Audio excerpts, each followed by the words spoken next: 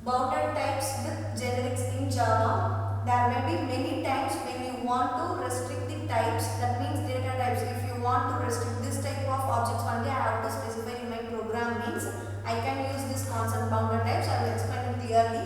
Suppose if you want to, there may be many times when you want to restrict the types that can be used as a type arguments in parameterized type. For example, let us take a method that operates on numbers. I only want to accept the instance of number or its subclasses. So this is what an bounded type in generic concept. So sometimes we don't want to whole class to parameterized. In that case, we can create generic method. Instead of that method, we can use the bounded types in generic concept. So since constructor it is a special kind of method, we can use generic type in constructor also. So and then third point is, suppose we want to restrict the type of objects that can be used in the parameterized type. So in that case, for example, in a method that compares the two objects and we want to make sure that the two objects are comparable comparatives. So in that case, we can use generic type also. The invocation of these methods is similar to the unbounded method. Suppose the invocating that method is similar to the unbounded method. In that case, except that if we try to use any class that not comparable, then it will be automatically returns the compile time error. So it is here one of the disadvantage too without going through the bounded type. So we can move to the bounded type. Unbounded method can realize the compile time error. So how we are going to declare a bounded type parameter in Java means there is a three methods. First one is list the type parameters name. That means what data type parameter we are taking, that name should be a first mention within the angle bracket along by the extends keyword, and third one is and by its upper bound, extending its upper bound. So syntax is clearly you can visualize syntax, that is t extend superclass. Here t is the parameter's name, whereas extends is a keyword, and then superclass name. So what superclass we can able to use, that name should be mentioned there, which should be extended by the parameter's name. So and then sample program by using the bounded type. So that is a class bound. Let us take a class bound.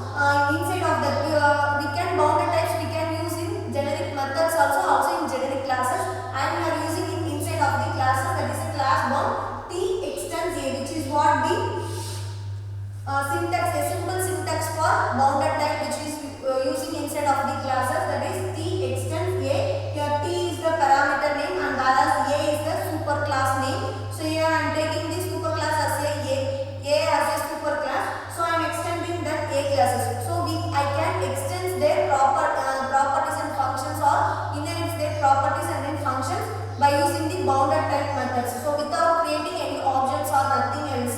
So here inside of the class I have mentioned t as the private access modifier and then object reference, and then public bound t object. Inside of that method I have given this dot object reference. That means this object reference should be equal to the object. So that's what I have explained here. And then next public void do run test of.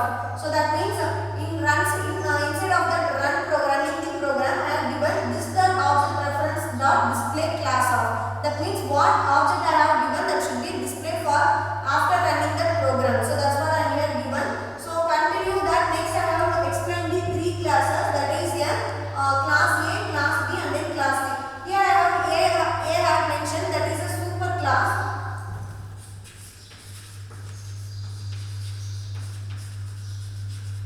So I have here clearly mentioned as a t extends a. So that's why I have mentioned here class A. This was a super class, and then inside of that super class I have given public void display class of. That means so how I am going to display my classes if I am executing the a class. That's why super class means it will gives the print to the inside super class A. That is here.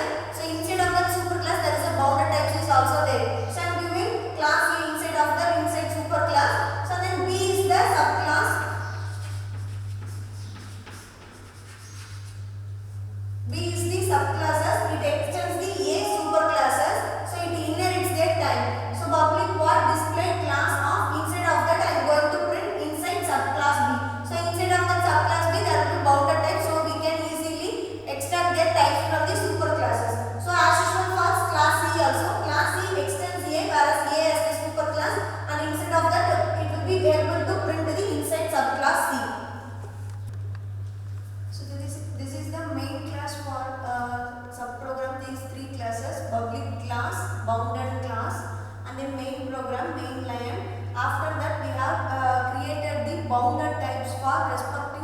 classes, that is superclass A and then subclass B and then subclass C.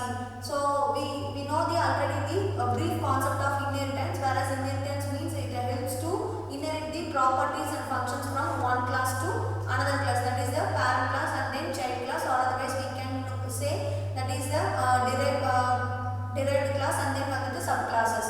So it will be we are deriving the classes from one class to another classes. So I have created some bounded types for these three respective classes. So that is bound C, whereas C is the bounded type of our creating, and then creating object for that respective class. B, E, C equal to new is the operator. It is keyword also to instantiate that object. So after instantiating that object, I can create that bound of C, new C of. So we can take that B, E, C dot do run test of means it will start their execution to execute their program. So after that it will be a same for B. So first we have to move from bottom to up, that is a subclass C, subclass B and then superclass A. So I have created the bounded types for C. So creating the bounded types means we can restrict the type. So what I have given in A class parameter types, so that will I can inherit the for subclasses A, B and C. So that will be bounded by from A and then it will be given to the B and C. So next it will be same for the B subclasses, that is bound B, BEB equal to new bound and then a new B of. So it will be starts their execution by the do run test of method dot BEB. So and then we are going to run the superclass method bound A and then BEA equal to new bound A and then new A of. So it will gives that BEA dot do run test of. So after this program it will we expect that expected output is inside subclass C, that we are starts our execution from C, that is a bottom to up top. So the C class will be first executed inside subclass C.